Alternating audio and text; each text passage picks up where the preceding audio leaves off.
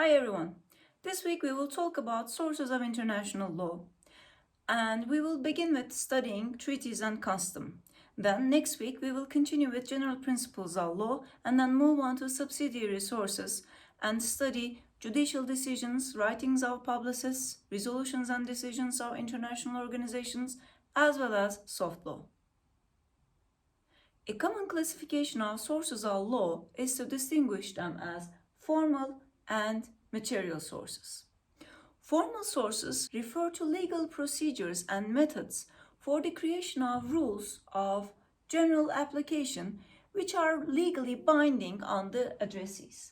Hence, they are law creating.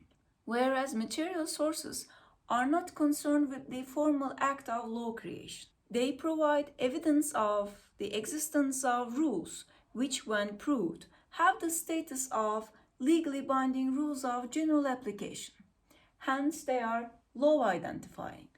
But in the case of international law, it is hard to make such a distinction as there is no constitutional machinery of lawmaking for the establishment of the rules of international law. Speaking of a lack of constitutional mechanism, for our purposes, a constitution-like reference document is a small blue book that is titled the Charter of the United Nations, and attached to it is the Statute of the International Court of Justice.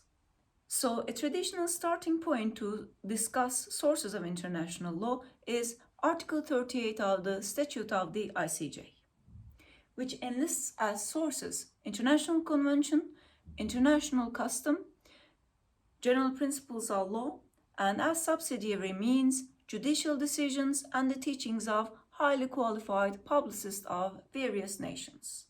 So on the one hand, Article 1 gives us a list of certain sources, while on the other hand, paragraph 2 of Article 38 also establishes that the ICJ, with the consent of the parties, may decide a case ex aequo et bono, which means on the basis of what is considered as fair and equitable. Nevertheless, Article 38 neither gives us a complete list of sources nor indicates a certain hierarchy among them. In fact, while drafting this statute, such prioritization was purposefully avoided, as it was argued that the court could consider each source simultaneously.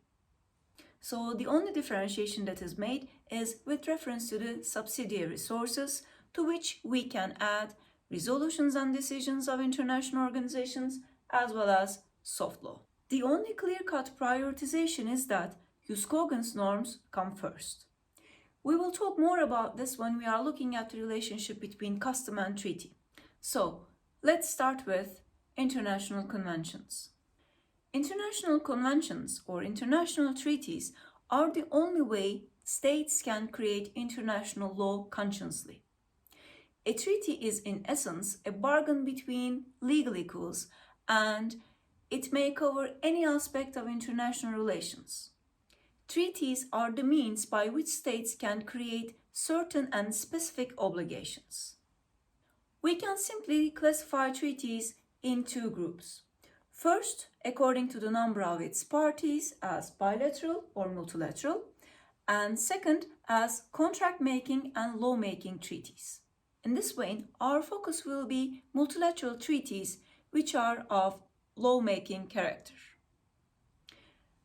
As treaties are the results of conscious and deliberate efforts, currently they can be considered as the most important source of international law.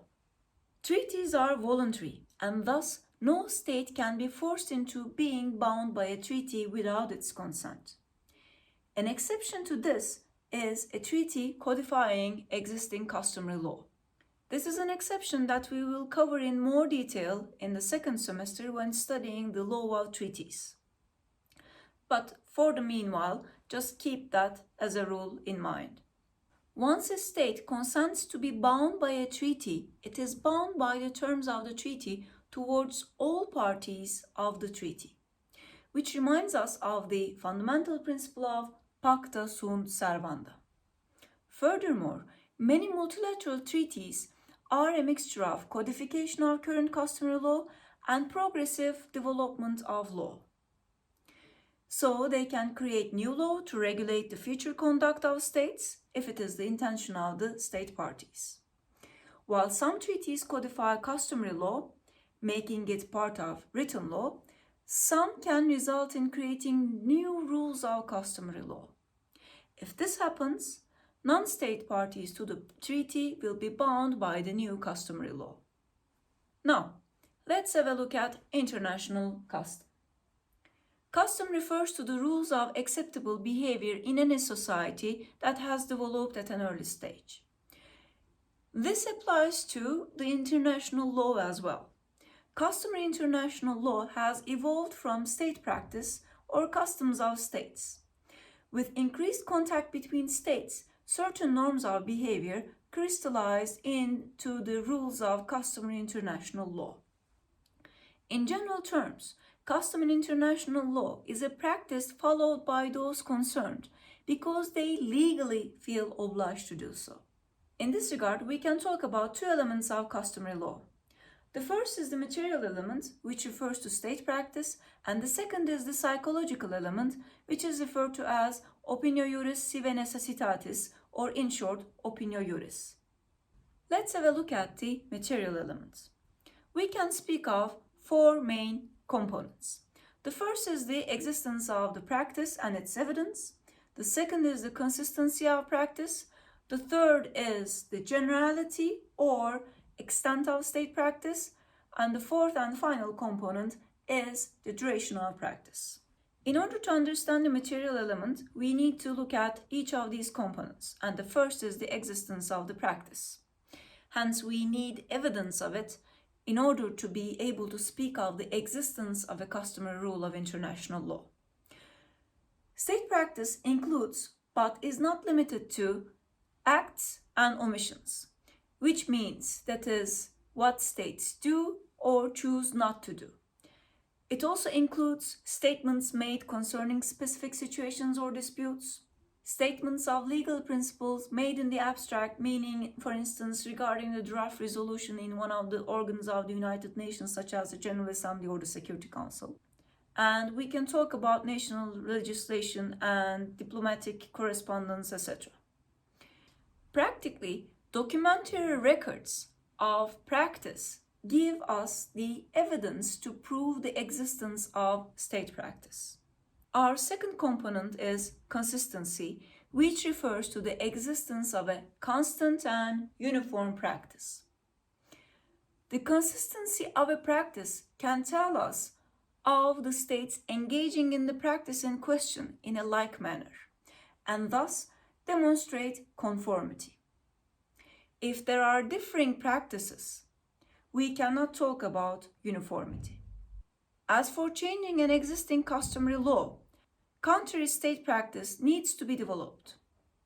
And the more fundamental the customary rule is, the more consistent a country practice must be so that a change may take place.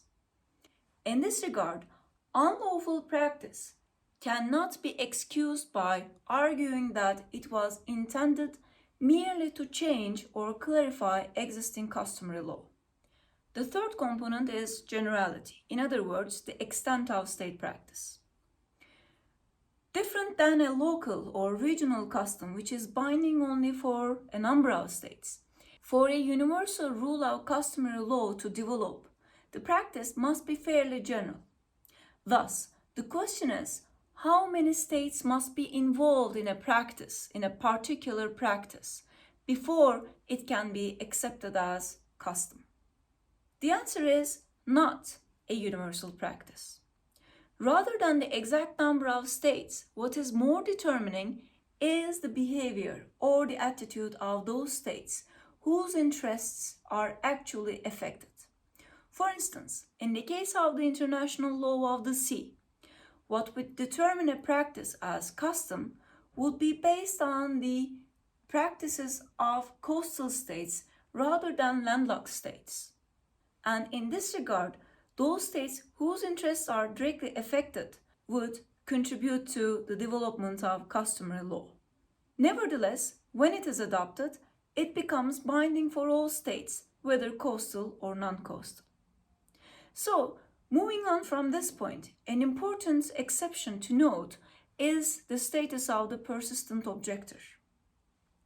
This refers to the case of a state which objects to, in other words, opposes a rule of customary international law and expresses opposition to that rule from the time of the rule's inception, which means the coming into existence of the rule. Therefore, if a state, without an exception, persistently objects to the rule from the very beginning, even though this rule becomes a rule of customary international law, the state will not be bound by the said rule, and that rule will not be applicable to that specific state. However, dissent, which is expressed only after the rule has become established, does not grant such exemption to the dissenting state. So the state will be bound by the said rule, but still dissent is important because it shows that in reality the attaining state's consent is not practical. Although it may be the result of indifference, silence in general is accepted as acceptance. So it is assumed that the states that do not make express statements regarding a specific rule are considered to give their consent. But a dissenting state expressly indicates that it is not consenting. And dissent allows us to differentiate between consenting and non-consenting states. And our fourth component is duration.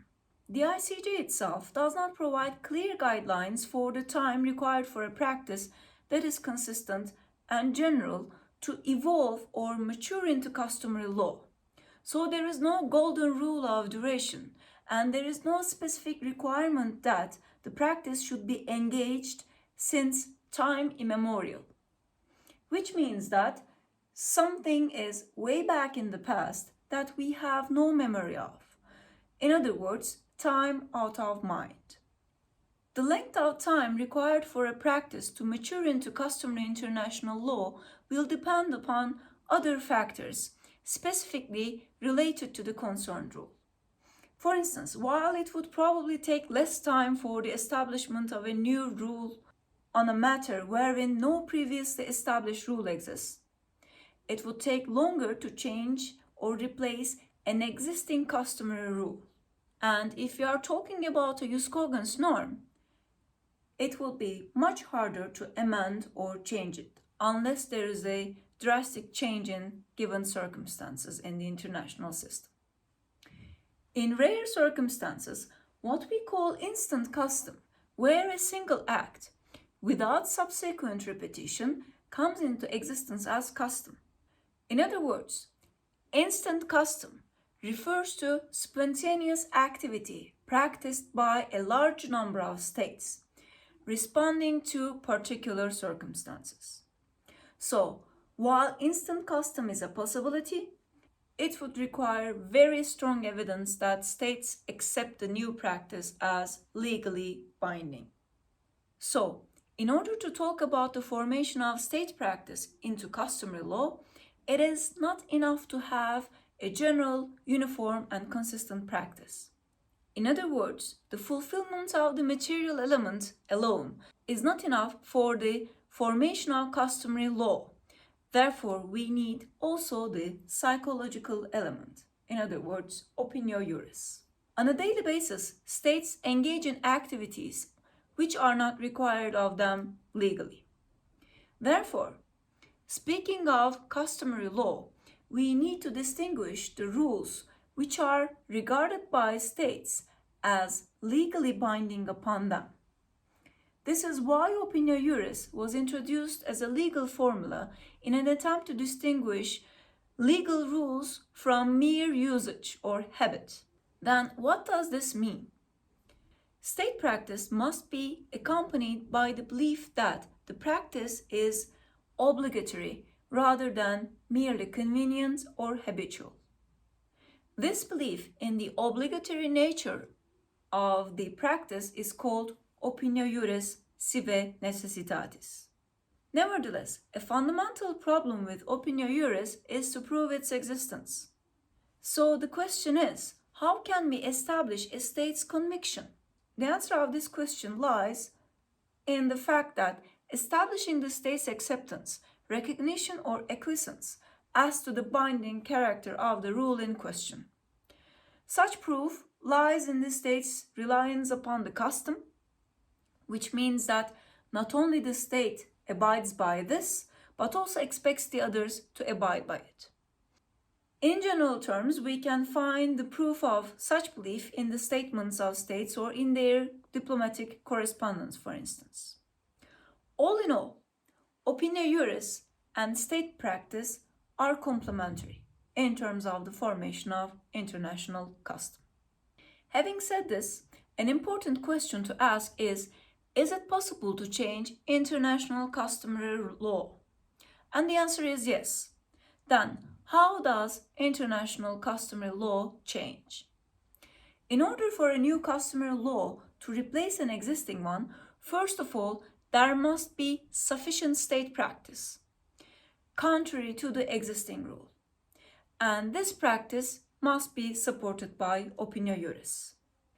It is quite curious that only through what looks in the first instance as an illegal conduct that can some rules be modified or abandoned. And in such cases, the psychological element plays a pivotal role. However, if there is continued and sustained criticism of the contrary state practice, this constitutes clear evidence that the existing rule will not be modified or abandoned. Sometimes a fundamental change in the nature of the international system brings about a modification or abandonment of an existing rule of customary law. And this would also apply to jus cogens norms. While it is arguable that as a source of international law, custom has lost from its importance in the contemporary era, it is still of great significance. Also, we cannot think of custom and treaty as in competition. On the contrary, as we have already mentioned, there can be certain overlaps, and they can complement each other in many different instances. For instance, if a treaty codifies existing customary law, while the state parties to the treaty will be bound by the treaty, non-parties will be subject to the same rule as they are bound by the custom.